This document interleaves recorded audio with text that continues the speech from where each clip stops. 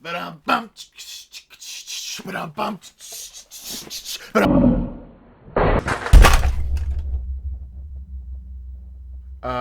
Whoopsie. This is Timmy Joe, making videos about computers on the internet. Today on the docket, the GTX 280. I just broke it. Timmy Joe reviews anything. Reviewing computer parts on YouTube. That's Woo! Gotta be pumped on that, right, Will? Computer parts! Woo! Oh, yeah. No graphics cards were harmed in the making of this video. Hi there, it's Timmy Joe, making videos about computers on the internet. I think everything's okay. At least it wasn't the one somebody lent me. Yeah, this is the GTX 280 graphics card from about 10 years ago, from 2009 anyways. And, wow, it looks like a modern graphics card, doesn't it? With the exception of the Android with glowing eyes on it, with mist. I mean, you can't have a good graphics card without a really good sticker on it. Anyways, but yeah, backplate requires a 6 and an 8 pin connection. Blower style that's unchanged, even to this day. Looks like a modern card. Unfortunately, it's missing one very modern feature: DirectX 11 support. Yes, it's not, it's like this, it's not like this, it's moving on from this generation of card where, everything was really slim and you had really tiny cooling solution.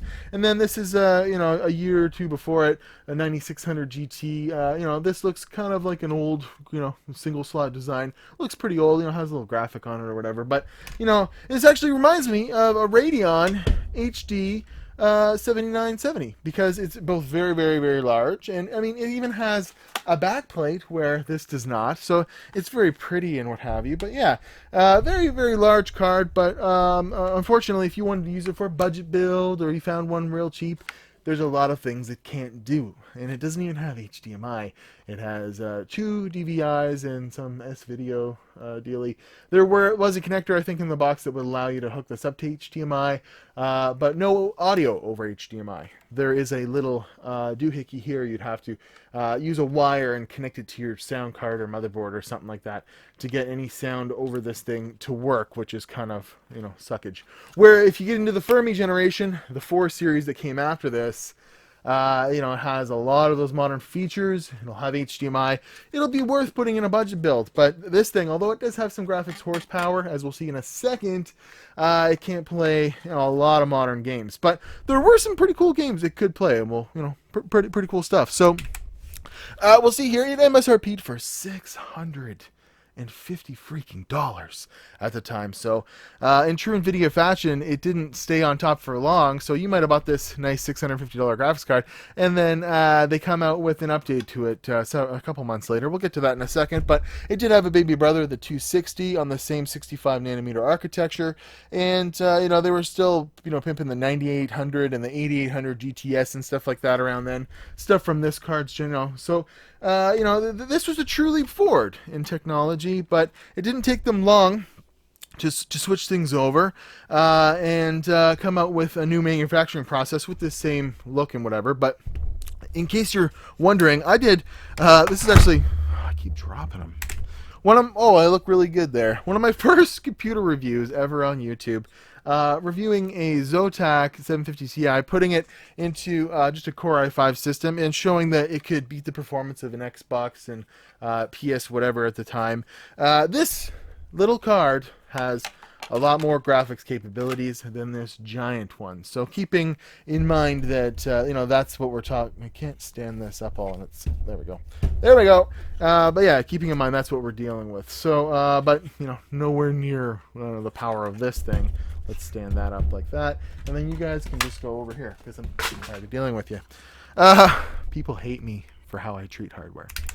So yeah, they updated it to the 285. They shrunk the process by 10 nanometers to 55 and kept the transistors and stuff the same, but I'm pretty sure it would have overclocked better, and it would have been a better performing card by the time Linus got his hands on the 285. And then they even made a 95, a 295 version, which was a SLI into one card version. So that's the kind of stuff we're dealing with at the time. But all of these would be no good for you because they have no DirectX 11 support. So some games I thought might run on it that didn't were Skyrim. I really thought you could run Elder Scrolls on this. Nope. It runs Fallout. It runs, let's see here, some things I was surprised that it ran. Just Cause 2, Grand Theft Auto. But it, you know, some esports. Played Rocket League, stuff like that. But, you know, when you get into anything modern, it's going to kind of screw you over. And even on those older titles, I was surprised it did pretty good at 1080p, you know, at medium settings. But as you'll see here in a second, there was a lot of weird frame dips and stuff when you got into higher resolutions. This is just on the cusp of a modern card, and if you want something modern, you're looking for the 4 series and beyond. So let's get into the benchmarks, and I'll stop dropping graphics cards, and I'll talk you through some of the gameplay and stuff I had with this card, and then we'll come back and we'll make a conclusion. Oh, wow. There we go. Fallout 3, New Vegas. Wonderful looking title on this card. We're at high 1080p settings. You see this thing runs at 60 frames a second, and it dips a little bit below here and there. Looks like there's a frame cap at 60, but it looks beautiful.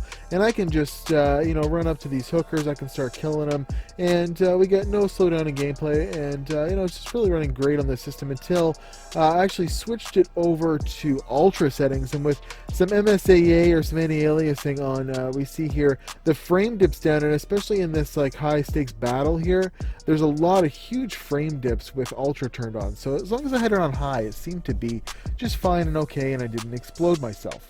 Moving on to Just Cause 2.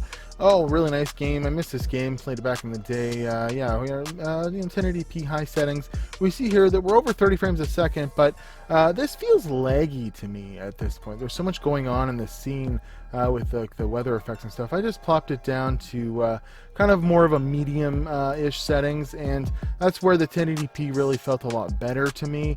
See here, I do a little bit of base jumping, and it actually even bumps itself up to 60 frames a second while I'm doing it. Really fluid at that point, so you can mess around with the settings on this card and definitely get a playable experience.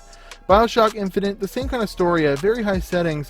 I was getting in areas where there wasn't a lot of people and stuff up to 60 frames a second, but you get in this big area here and it drops down. There's all kinds of frame stutters and stuff like that. You know, the PC I'm playing on this on should be able to handle this video card and all it can throw at it. So I don't really think it's that. So I popped it down to low, and you know, it got a lot better. There was still like it felt weird and kind of stuttery. I think it's just the amount of VRAM that's on this. If this had 2 gigs of VRAM, it'd be a lot better for this game. I think that's, you know, kind of a sign of the times and things turning here. This is a game of that time. But Grand Theft Auto a little bit later on, and it does a really good job of playing it at 1080p medium settings. Even in this firefight we see here, I'm around 45 frames a second. That's probably like Xbox 360 playable to most people. But I did feel like once I got into the city that I did need to move things down to 720p, because there were times at 1080p with the settings that it defaulted to that it was just dipping down in like way into the 20s and stuff like that. So I put it on to 720p. We see here we're 50, and then it goes over 60, and it's way smoother. But you could play around with the settings and get a playable experience, you know. Tomb Raider though, oh my goodness, it kicks Tomb Raider's ass. 1080p high settings, and it had no problem. Actually gets an average frame rate of 60 frames a second, which is awesome. So good job for that. Now Rocket League played really well, turned most of the settings on, and in a competitive little match here, I even managed to get a freaking goal, which is awesome. So you know, I explode, and my team actually comes up with the win. Now you might ask, why didn't you overclock this card? Well, I did try some overclocking, and we see here I got a little bit like a 50 megahertz overclock here, and right about here bumps down to 400 megahertz. So there's something wrong. It's getting too hot at 80 degrees, and it wasn't able to handle any overclock, so I barely even tried to mess with it. So the 280, pretty cool look back. And I even think this card looks banana. It looks awesome. It looks like, I'd actually like to take this cooler off, seeing as it's not much different than the modern day, you know, blower cooler that's on GTX cards now. And maybe try and put it on like a newer card, because it just looks so damn cool. I miss when there were giant stickers of robots and dragons and, you know, all kinds of cool stuff on video cards, and they just started making them look like Transformers rather than pictures of Transformers. being on them. But yeah, I'm at Watch Timmy Joe on Instagram and Twitter. If you can find one of these on a budget PC build, you're going to be severely limited. And it's my honest opinion that you know, if this thing was $40 on, you know, Craigslist, you could probably go and find one of these for $50 on Craigslist, and you'll be a lot happier. It's going to suck a lot less power. 750 Ti is my go-to for all budget sources because there are so damn many of them around, and they'll plop into just about any system. But it was cool looking back through time at Nvidia's, you know, dive into the modern age, and I think we're on the cusp of a kind of a transition now to where there's going to be this new way of graphics cards, a new, you know, type of thing, and stuff like this will start to really look aged in the coming years or so. But you know, I love graphics cards, I love computers, and if you like computers too, hit the like button, hit the subscribe button. I will always have some PC content. There'll be an update to this freaking awesome water cooling build behind me in the next few videos. I know they're a little slower right now, but if you like checking out this older hardware with me, let me know in the comments. If you think it's stupid, let me know in the comments. Just do some stuff, do some social media stuff. Go on Twitter and say, hey Timmy Joe, I love you. I'll see you guys in another video, and thanks for watching me blabber, and go check out this Zotac review. I'll put a card up for it. It's terrible. See you guys later.